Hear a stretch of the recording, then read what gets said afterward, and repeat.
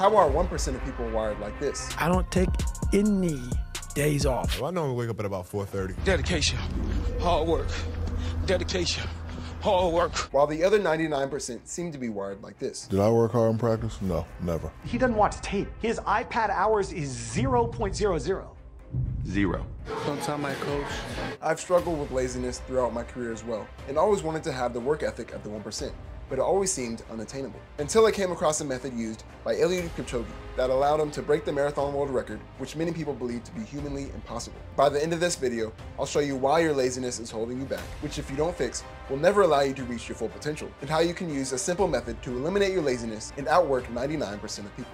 Let me know if you relate to this. Last year, my dad wanted to do a triathlon for his birthday, so I decided to join it. It was a sprint triathlon, which consisted of a 300-meter swim, a 10-mile bike, and a 5K run. I'd never done a triathlon before, but I'd done a 5K before, so I was confident in the run. I used to ride my bike everywhere in middle school, so I was confident with the bike. But the one area that I was nervous about was the swim. The only swimming I'd done was at a couple kids' pool parties like 10 years ago. To practice swimming, I needed to buy a monthly pass at the local natatorium, open 3 days a week. So I spent my hard-earned money on a monthly pass. And for 2 months leading up to the triathlon, my dad and I went to the natatorium and swam 3 times a week without missing a day. Meanwhile, with the other 4 days of the week that I was supposed to be doing running and biking, I kept giving myself excuses, like telling myself I needed to rest, or that there was bad weather, or that I didn't have time. And all in all, I probably worked out running and biking less than half the days I was supposed to. As you can imagine, come race day, the swimming was my strongest area, while I struggled with the bike and the run.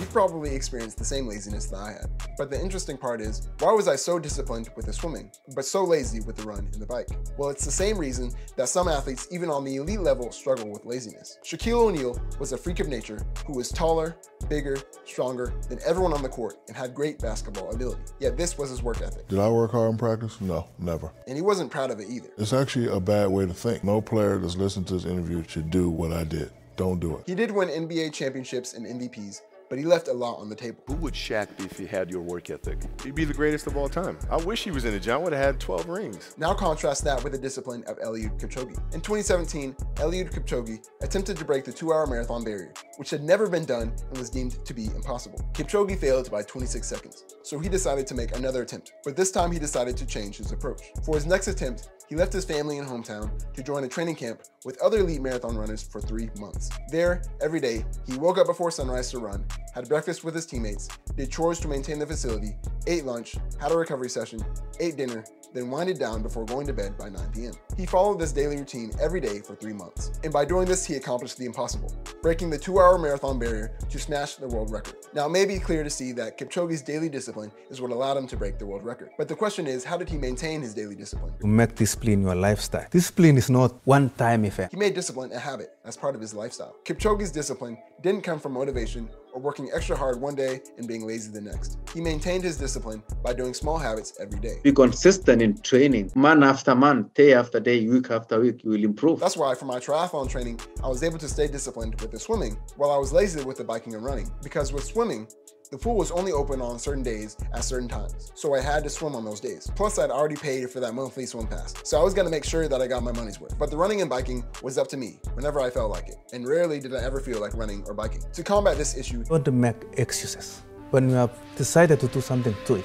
No excuses. He predetermines a day or a week before that at this certain day, at this certain time, he is going to work out. This way, he doesn't debate with himself when the time comes, and it makes it easier for him to do it. I realized this myself. On the days when I had no choice but to work out, for example, the pool was only open on certain days, I had no problem working out on those days because I gave myself no choice. But on the days when working out was optional, and I allowed myself to debate and bargain with myself on whether or not I should work out, I usually never worked out. Now, negotiating with yourself may make sense, but it also may seem hard to maintain long term. And while that may be true, the bright side is everything is habit forming. What do I mean by that? By deciding to work out one day, that strengthens your discipline to work out the next day. While every time you skip a workout, that increases your likelihood to skip a workout the next day. So every action completed increases your likelihood of doing that same action the next day. Okay, so make discipline your daily habit and part of your lifestyle. But how do you actually put that into practice? Make a daily to-do list.